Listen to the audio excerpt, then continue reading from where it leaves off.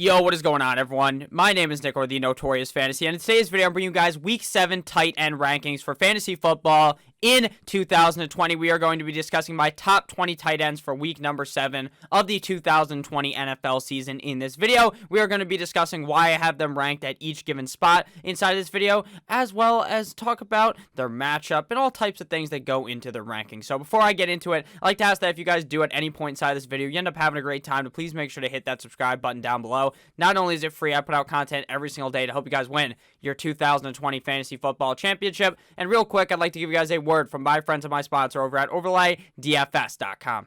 OverlayDFS.com also offers something different than the matchup shop. This is the Week 7 shootout under the progressive games. It is very simple. All you have to do is pick 5 player versus player matchups. Who scores more fantasy points? Matt Ryan or Drew Brees, Big Ben or Ryan Tannehill, so on and so forth, and then order them in order of importance and how good you think they are going to do, because if the guy's at the top at 5, you get the most points, lowest at 1, you'd get the most points for that being correct. So you want to make sure the one you're least confident in is at the bottom. It's very simple. You can make a whole lot of money out of this. This is an $11 entry one, but there's entries at every single price. First place gets $500 and top 10% wins $50. So make sure you guys check this out. OverlayDFS.com. Link down below in the description. And we are back. Please make sure you guys check out OverlayDFS.com. Link down below in the description. Let's get into it. Week 7 tight end rankings. We begin at tight ends 1 through 12. Coming in at number 1, the Big Uno, Travis Kelce, going up against the Denver Broncos. Now, it's hard to kind of rank Travis Kelce and George Kittle on a weekly basis, because those guys pretty much, unless one of their arms has fallen off, they're going to be the 1 and 2 guys every single week. This week, Travis Kelce comes in at number 1 in this matchup up against the Denver Broncos. Now, the Denver Broncos locked up the Patriots like their name was Bobby Shmurda. They were stuck back there. They could not escape. But Travis Kelce, on the other hand, he's simply built different than the Denver Broncos tight ends. Or not the Denver Broncos tight end, the Patriots tight end, because they have Ryan fucking Izzo. Who the hell is that guy in reality? Travis Kelce is one of the best tight ends in the NFL, and Patrick Mahomes is going to get him very involved in this in-division matchup up against the Denver Broncos. That's why I got him clocked in at number 1 on the weekend. Number 2, we have George Kittle going up against the New England Deflatriots. Now, I know the Patriots are going to be deflating some balls on Sunday to try to get Jimmy G a bit thrown off, but this is a Jimmy Garoppolo certified revenge game, and George Kittle, regardless of the matchup, just simply looks like a beast on a weekly basis. The Patriots normally do figure out how to shut down one motherfucker on a team. When they played the Raiders a couple of weeks ago after Darren Waller absolutely blew the back out of the Saints, I think it was week 2. Week 3, they played up against the Raiders, and Darren Waller was locked up, couldn't do anything. But I think here in this matchup, George Kittle will be able to get free, since I don't really think the New England defense is amazing. Or it's pretty solid, but it's not like what it could have been. Obviously, had a bunch of guys not opted out. At number 3, we have Darren W. Waller, the Walrus, going up against the Tampa Bay Buccaneers and Tom Brady on Sunday. Now, there are some big worries about Darren Waller coming into this game. Not about Darren Waller's health, not about his quarterback's health, but about the offensive line's health. Apparently, all the starters on the offensive line, every single one of these motherfuckers has the big Rona and may not be able to play on Sunday. That doesn't sound very good for the quarterback. Now, if you're thinking about it, maybe you can spin this situation, do a straight-up mental gymnastics into thinking the O-line's going to be bad, so they need to throw it to the guy standing closest to the quarterback, which is either going to be Josh Jacobs or probably Darren Waller, you would think, right? Because he's the tight end. He'll probably just be standing over there. So you can do some mental gymnastics and give yourself the mental capacity to think, you know what, Darren Waller's going to be good this week. So that's the mental gymnastics I've done. I've done the leap, I've done the pole vault, I've done all this shit. I'm walking on the beam, mental gymnastics here for Darren Waller to be good. There's obviously worries with that. The fact that Derek Carr may get put into a fucking grave because his offensive line doesn't block for him, just like his brother David Carr had in Houston. Shout out to David Carr, one of the worst quarterbacks in NFL history, but not his fault because that offensive line sucked. I know what you might be wondering, Nick, that guy played in like the early 2000s. You're only 20 years old. How do you know that? It's because my dad told me, and I watched a bunch of videos of this man getting sacked in the backfield. And number 4, we have Hunter Henry going up against the Jacksonville Jaguars. Now, Hunter Henry has not been the greatest, but Justin Herbert the pervert, or Horsecock Herbert, he's kind of been promoted from Herbert the pervert to Horsecock Herbert due to his playing. Him and Hunter Henry are a connection like none other. It's like milk and cereal. It's like beer and a red Solo cup. It's like me and you guys, because I love you guys. We're an all-time connection here, like fucking Patrick Mahomes to Travis Kelce, or like Tom Brady to Rob Gronkowski. That's the type of connection we got here, and Hunter Henry has been eating some straight-up W's in fantasy football, and up against the Jacksonville Jaguars, a soft team. These guys are Charmin ultra soft at the defensive position. I think Hunter Henry could be in for a big one in this game. At number 5, we have TJ Hockenson going up against the Atlanta Falcons. Now, TJ Hockenson did a complete and utter fucking 180 from what he was last year. Last year, this guy could not stay consistent if you fucking paid this man to. He'd have a game where he fucking blew the back out of a team. Actually, he only had one game where he did that. Then the rest of the season, he was complete and utter dog shit. Now, he's been rolling like 10 plus PPR points a game, so why not believe in him here again up against the Atlanta Falcons when Matthew Stafford is in for a bounce back game after a not so hot showing last week. At number 6, we have Roberto Tonyan going up against the Houston Texans in Houston. Now, Robert Tonyan is the most unexpected tight end to be good in fantasy football because legitimately no one drafted him. Normally, that late round tight end that hits, people are drafting him. That's why they're the late round tight end. Maybe a guy like Waller last year. A guy like Mark Andrews last year, right? Those guys were drafted and they hit. This motherfucker, Robert Tonyan, no one had any idea who he was. He was stuck behind Jay Sternberger. And then the Green Bay Packers did a carousel of tight end. And then randomly, Robert Tonyan emerged as that guy. And this guy's been balling up against the Houston Texans in what I believe to be a bounce-back game for the Green Bay Packers. I think Robert Tonyan's going to light up the stat sheet for fantasy football. At number 7, we have Jared Cook going up against the Carolina Panthers. And with Michael Thomas out and with Emmanuel Sanders out, we are going to see a heavy dosage of two men on this team. And that is Alvin Kamara and Jared Cook. Jared Cook isn't necessarily on a weekly basis playing amazing, but with this situation, he is in for a good spot here. I like him here at number 7. At number 8, we have Jimmy Graham going up against the LA Rams, and it's so weird having Jimmy Graham inside of the top 10 at tight end in 2020. You think of Jimmy Graham as the great tight end from like the 2013, 2014, 2015, that time, 2012 even, 2012. When I was really young, he was really fucking good. And then he sucked fat hog the last couple of years. And then 9-inch Nick Foles moseyed on into town, whipped his fucking hog out, put it on the table and said, Jimmy Graham, this one's for you. And he's been throwing the ball to Jimmy Graham all types of time, moving up the field, throwing tutties, all that jazz, Ausha Mataz. Up against the LA Rams, this is kind of a tougher matchup, but Graham has been so involved that it's hard to rank him outside of the top 10. At number 9, we have Robert Gronkowski going up against the Las Vegas Raiders. Now, they add Antonio Brown. Not going to be playing this week.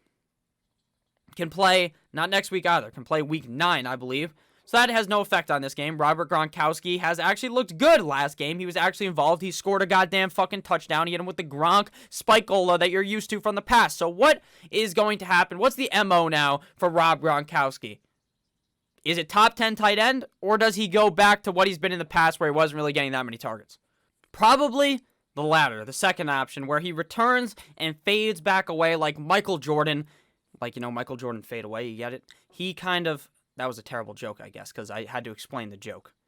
Okay, but Robert Gronkowski, I don't feel like he's going to return to being shit, but it just seems like he has been since out of a sample size of all the games they've played, he's only been good in one of them, but he's Rob Gronkowski, so you're going to rank him here in the top 10, and if he falls off the edge of the earth again, you know what you do? You just hit him with the yeet right back onto the fucking waivers, where he's been probably for a majority of this season. At number 10, we have Dalton Schultz of the Denver Broncos, of the Dallas Cowboys, going up against the Washington football team. Now, Dalton Schultz and Andy Dalton, they got the Dalton to Dalton connection, Dalton squared on the field, and Dalton Schultz has been very heavily used thus far this season after we saw the sad injury early in the season to their starting tight end, Blake Jarwin. Now, Dalton Schultz isn't the second coming of fucking Rob Gronkowski. He's not Travis Kelce 2.0. He's not any of these guys, but he's on a team where they are going to have to be throwing the ball often in these games because they get down. Even with Dak, they were getting down because the defense sucks a fucking hog during the game.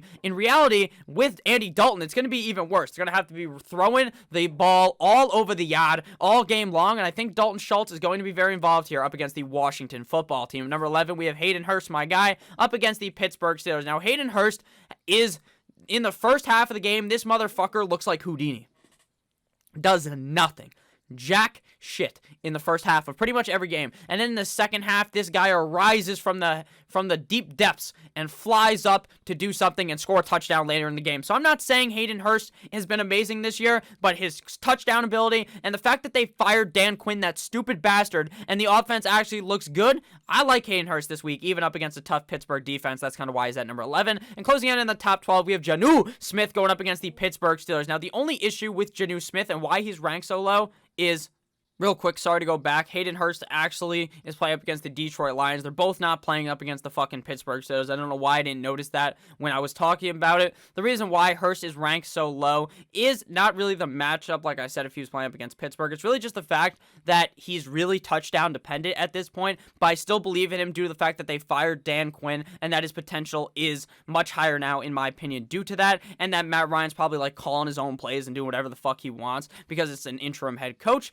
So with that said, sorry about that issue, obviously. I apologize. At number 12, we have Jonnu Smith, and he's actually going up against the Pittsburgh Steelers. Now, the reason why he's ranked so low, again, is due to the injury. Does he end up playing on Sunday? Right now, it's an unknown. We're going to be talking about his backup a little bit later, and I'll go in depth with that. But if Jonnu Smith ends up playing even in this very tough matchup up against the Steel Curtain defense, I think Jonnu Smith is just so involved in this offense with Ryan Tannehill that I would find it very hard to sit Jonnu Smith down. Now on to tight ends 13 through 20. So if you guys have ended up enjoying this video thus far, please make sure to hit that subscribe button down below. Number 13, we have Noah Fant versus the Kansas City Chiefs. Now it appears that Noah Fant is going to be playing on Sunday. He's been banged up all week long, but he has gotten the nod by the coach to go ahead and play this week. And sorry if it fucking keeps sounding like I probably ripped ass or something. It's because my chair is squeaky as a motherfucker. At number 14, we have Eric Ebron going up against the Tennessee Titans. Now, last week, I had you guys avoid the Eric Ebron trap. This motherfucker was like in Indiana Jones when the guy, Indiana Jones himself, takes the fucking gold thing off the thing, and then the ball comes rolling down. Eric Ebron pretty much was that gold thing. It was the trap. And a lot of people bought into it. Even I talked myself into it. I did enough mental gymnastics that I was kind of on him by Sunday's live stream. But I should have listened to the fucking angel on my shoulder that told me, Nick, Eric Ebron is not very good, and Big Ben is very hit or miss at targeting the tight end. In the past, there was a tight end on the team whose name is escaping me when I was much younger, like 2012, 2013, 2014, 2015, who was very good, and not Ryan Fitzpatrick, and Big Ben was really targeting him. But as of recently, he hasn't been that big of a tight end guy. So, I'm not really too sure. I don't think Eric Ebron's going to have all that big of a game, but he does have the touchdown upside on a pretty good team in the Pittsburgh Steelers. At number 15, we have Darren Fells going up against the Green Bay Packers. Now, with Akins out again, Darren Fells gets another opportunity and another crack at it to be a solid tight end for fantasy football. He definitely has a lot of upside here up against the Cheeseheads, and I like Darren Fells a decent amount as tight end number 15. At 16, man, oh man, what a shame for Tyler Higbee thus far this season. Earlier in the week, I was kind of vibing with Tyler Higbee, kind of feeling like this matchup might be all right for him, but up against the Bears, I'm not trusting it. Gerald Everett gets into some games. Tyler Higbee is not as effective as he was at the end of last year, which was pretty easy to predict, but I was still kind of on him because I thought the Rams offense would be pretty solid, and they are, but this matchup up against the Chicago Bears just screams stay away, so I'm no longer really on Tyler Higbee. At 17, we have Anthony Firkser going up against the Pittsburgh Steelers. He's the backup for Jonnu Smith, was very heavily involved with Ryan Tannehill last week, so I think Anthony Firkser is definitely worthy of a start given he plays, or given Jonnu Smith does not play, but if Jonnu Smith plays, I'm fading Anthony Firkser out. That's kind of why he's back here at number 17. And number 18, we have Logan Thomas going up against the Dallas Cowboys. Now, he has not been very involved at all with Alex Smith. He was more of a guy earlier in the season that looked pretty good with Dwayne Haskins, but now, without him, there's definitely some worries. Definitely a touchdown to bend at tight end. At number 19, we have David Njoku. This motherfucker's back on the screen because he's playing up against the Cincinnati Bengals, and Austin Hooper is out for the game. So David Njoku makes his return here.